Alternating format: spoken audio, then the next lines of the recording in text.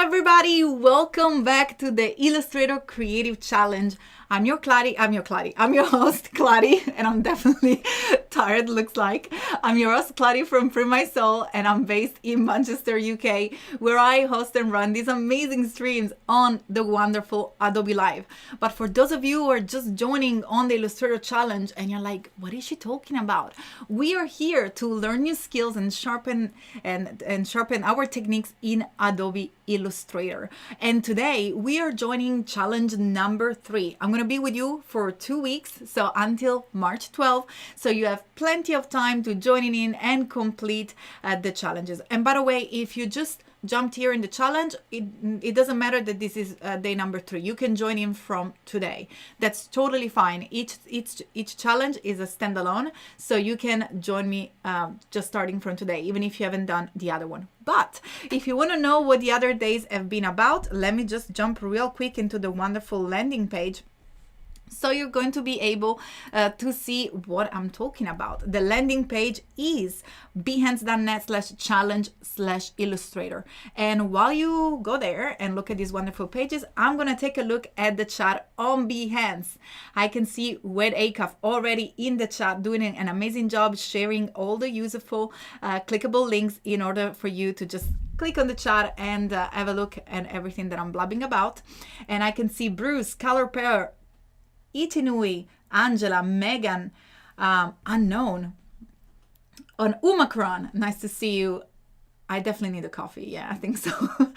Beautiful. Steve, ciao. Nice to see you again. Fergie, Afroja, Christelle. And for those of you who are watching on YouTube, make sure to tune in on behance.net/live so you can ask your questions and I can read the chat and say hi to you. And as usual, let me know from when you are watching from. Again, as I said, I'm in Manchester, UK, but I'm get excited about this international community. And talking about international community, the first thing that I'm going to show you here in the Creative Challenge landing page, hopefully everyone landed here, is to click on the big blue button in order to get to the challenges and of course be reminded. And every day we got a new card. As you can see, this is challenge number 3. Today we're going to be illustrated with shape, and I'm going to show you real quick what we're going to do with different shapes in Adobe Illustrator. If you never used Illustrator before and this is the very first time, you can scroll down and download the actual app and get a free trial.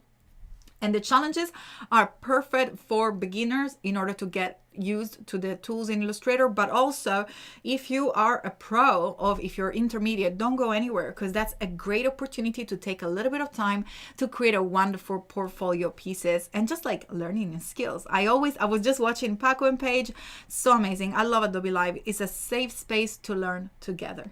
And here you can watch the replays of the previous videos, but most importantly, you can get the starter file for today's video. In fact, this Dropbox will open up and you have here the artwork that you can download and open in Illustrator. So we can work together, or you can just work in your own time.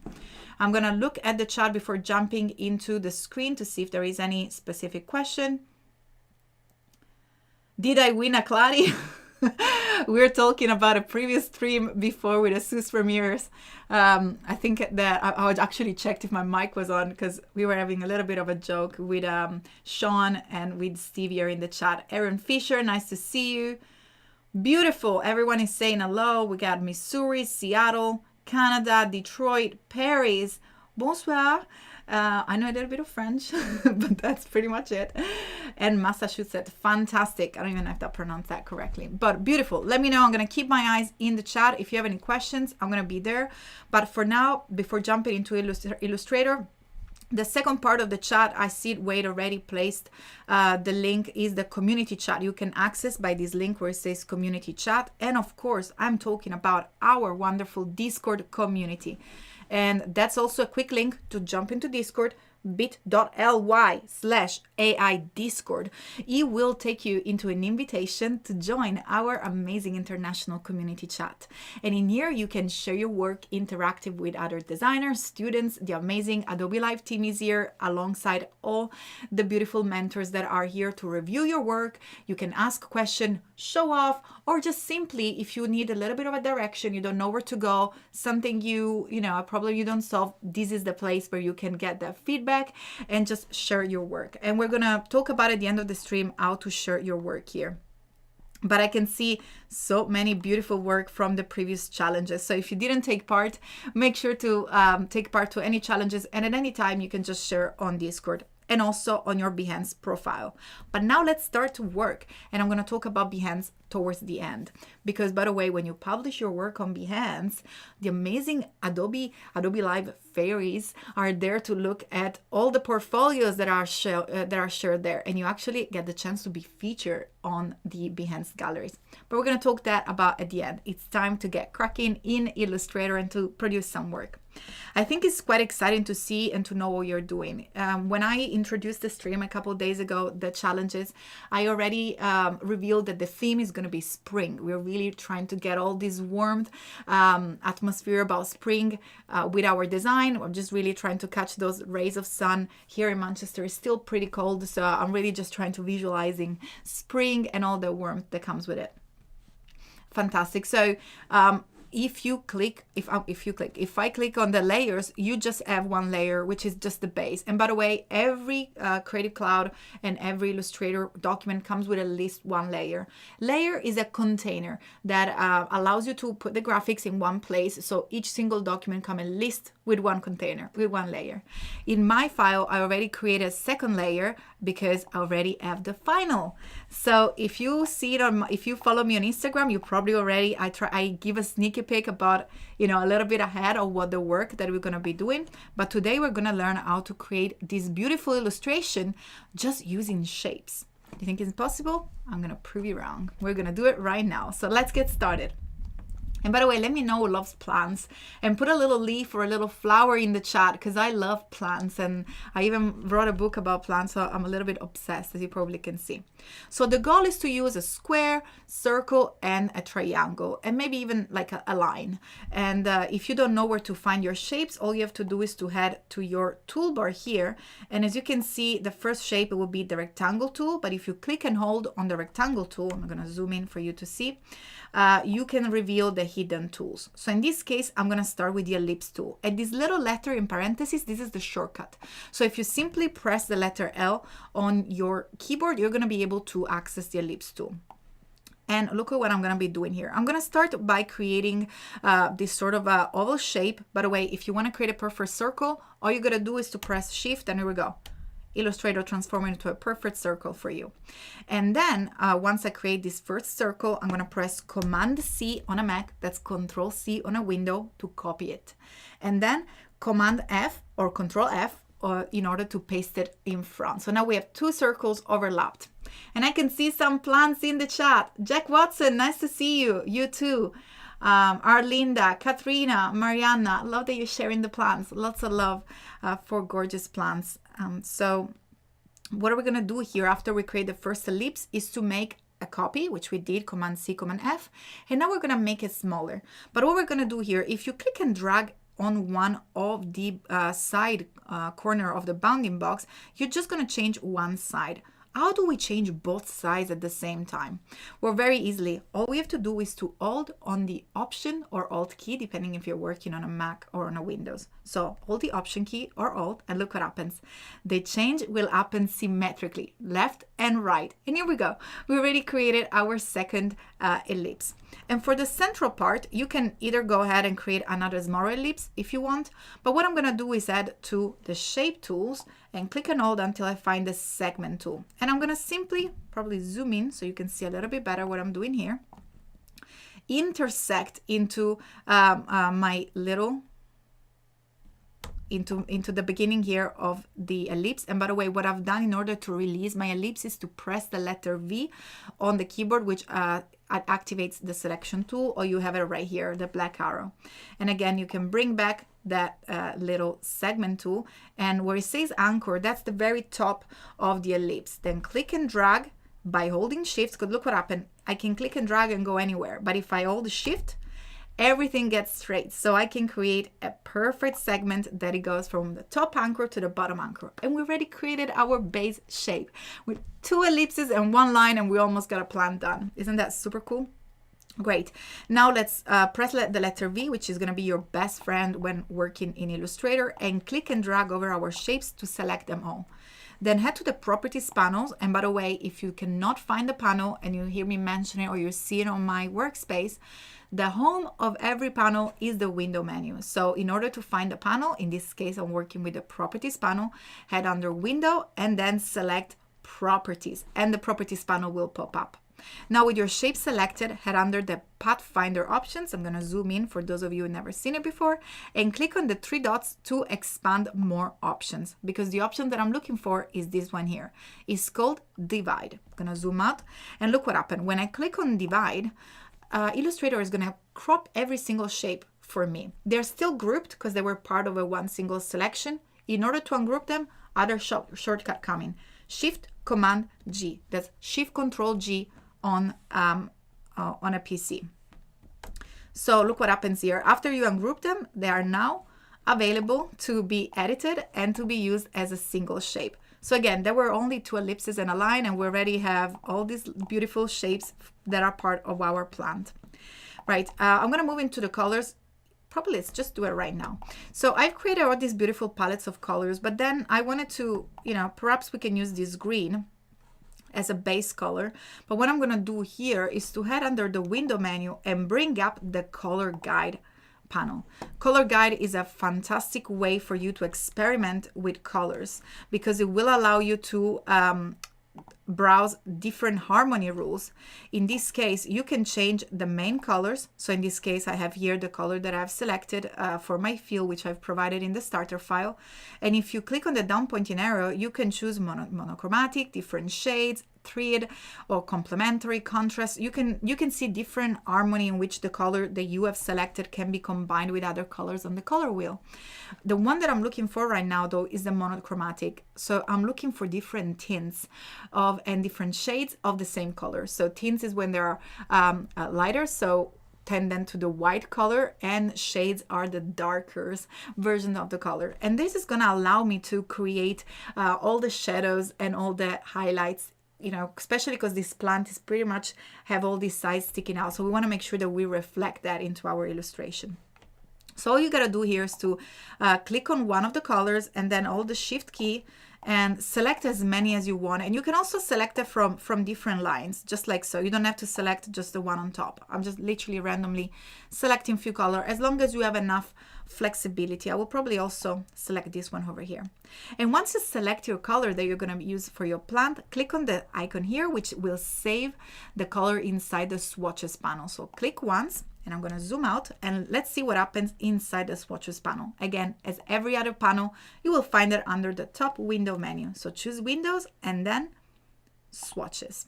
And here they are. So all the other colors that we have added are there, available for us to use. And we're going to start by implementing these little colors here into our illustration, so we can create a sense. Probably this is going to be slightly darker. So I'm going to go with the darker ones here at the side.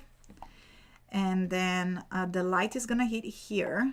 So again, try to find a, probably it looks like I put too much of a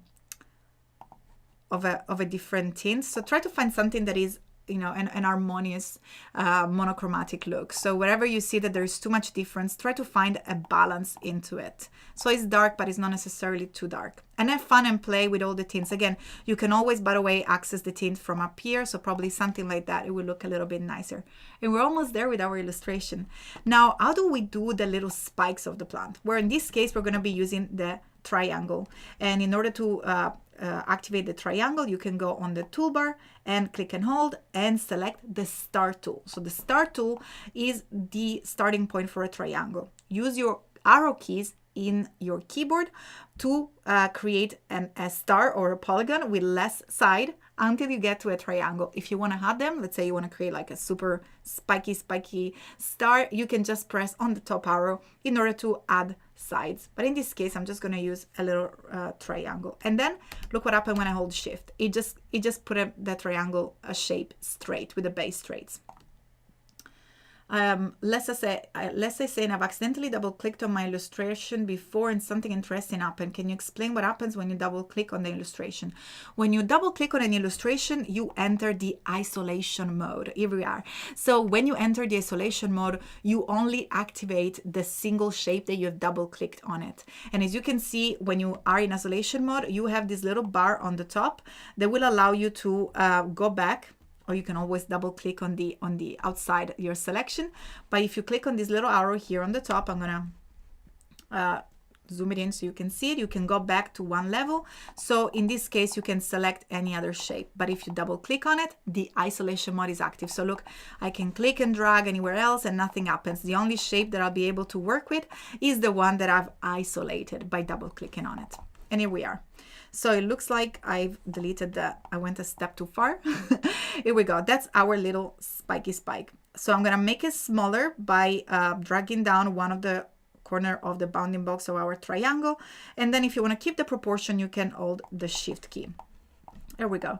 I'm gonna make a copy by holding Option. So I just create like, you know, a little bit of a little mountain with the two stars, with the two rectangle. And the reason why I hold Option is to duplicate it. And in this case, under the Pathfinder, I'm going to click on Unite in order to merge these two shapes. And we've created a little spiky here, which I'm going to place on the side of our little plant, just like so. I'm going to zoom in so you can see how you just go hover and rotate it so it's on top. Perfect. We're going to give a little bit of a stroke afterwards, so it just kind of combines everything together, although the time is ticking so fast. But anyway, let's keep going. Select your little spike, and how do you make it go around your ellipse? Well, there are many techniques, but the one that I want to show you is to select your shape, then click and hold on the rotate tool, and then hold Alt, and you will see that you will have 3 dots appearing, which will allow you to create the new origin, and that will also bring up the rotate menu.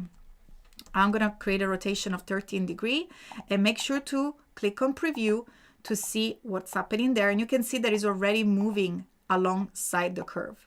It looks like I should have placed the origin a little bit more to the right because it's an ellipse, so you can always undo that, and again hold Option and maybe place it here, and again 13, 14 degrees, whatever, it should be fine.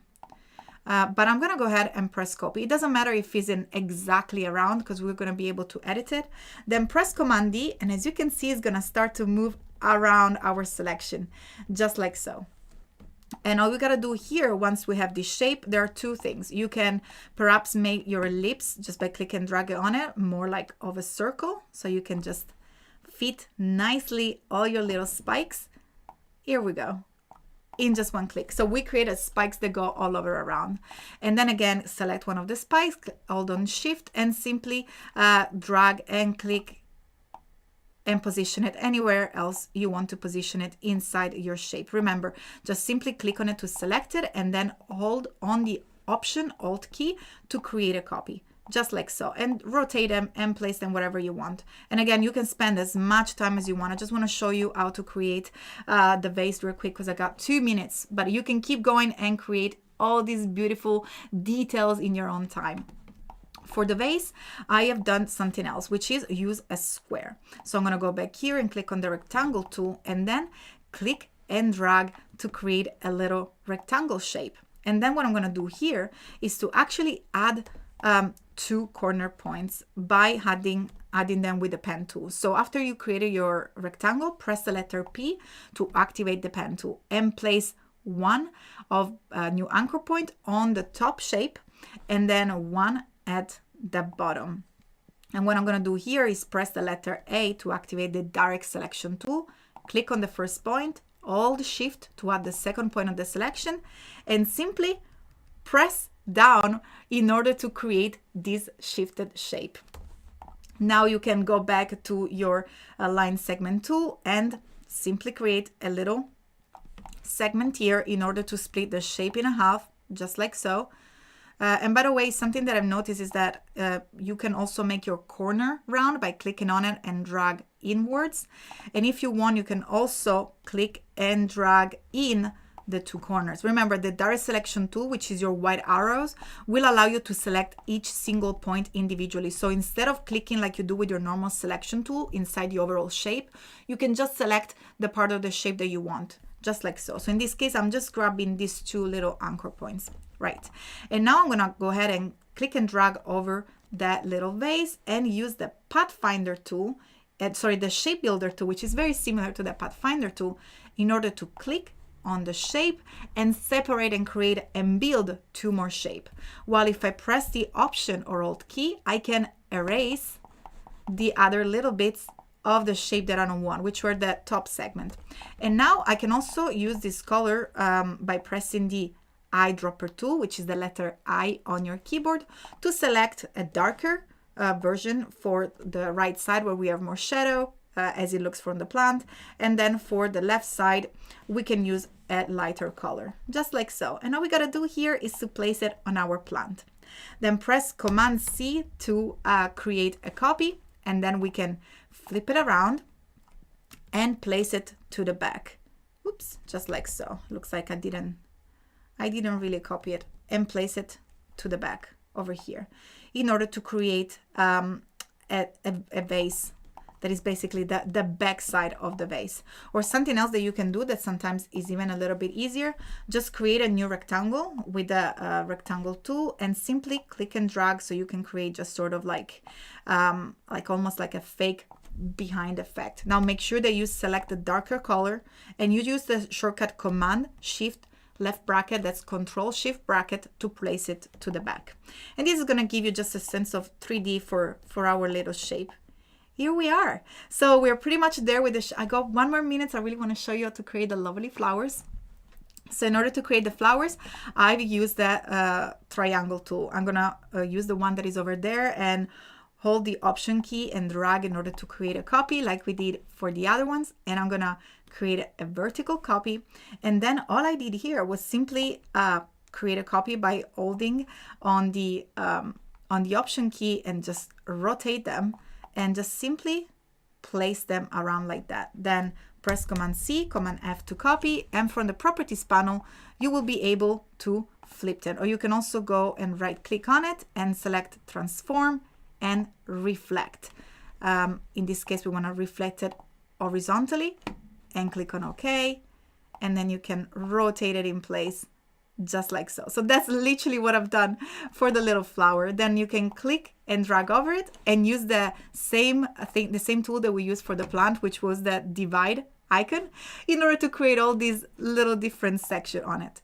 Don't forget to ungroup it by using the shortcut Shift Command G. So now you'll be able to assign each single one of them the color that you want.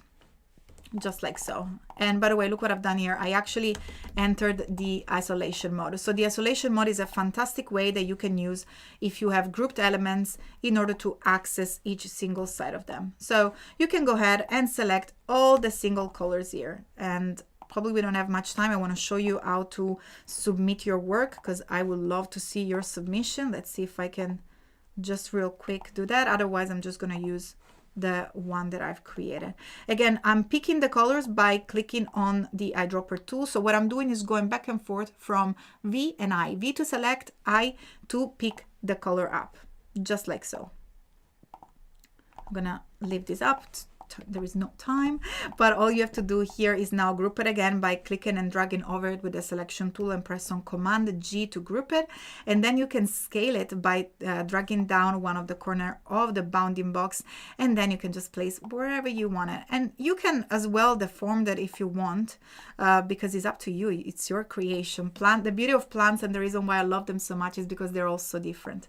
Click and drag on it, and now head to the fill and apply, I would say, a 3-point fill to everything. Maybe it's too much, 2, and click on the word stroke to make sure that all the caps and the corner are rounded, so you don't have any spikes coming out. And here it is, our little plant is done. Isn't that super cute? Right, I got 1 minute to show you how to share it on Behance and on Discord. So let's head into Discord. And don't worry, by the way, if I'm going fast, it's because I want to show you mind-blowing works and a lot of techniques, but all of these videos are going to be on a replay. So head to your Discord channel. I'm sure Wade, we're going to put the link in the chat. Click on challenge and then on the plus icon. Then from your libraries here, you're going to be able to find the final and then click on open. And here we go. Select challenge 3 or ask a question, do whatever you want, and click on upload. You can literally write whatever you prefer there. And here we are. Is there ready for everybody to give a tips or techniques or maybe a comment on it if needed. And same for your project. If you haven't created a project, you can go to the first stream and learn how to do that. But now I'm going to edit it in order to add a new image, which again is going to be my challenge number 3, and I click on open, and here we are, is loaded. Now don't forget from your setting panel to use the little hashtag, the project tag AI Creative Challenge, AI Creative Challenge. That will allow you to be discovered and featured into the galleries on behance.net/galleries/challenge/Illustrator. It looks like I managed to say everything. I hope you enjoy this challenge. I always have a blast here at Adobe Live at the creative challenges in Illustrator, and I will see you tomorrow, same time, here at Adobe Live for challenge number 4, and of course to kick off the weekend. Bye everybody, and stay tuned for more amazing Adobe Live. Bye.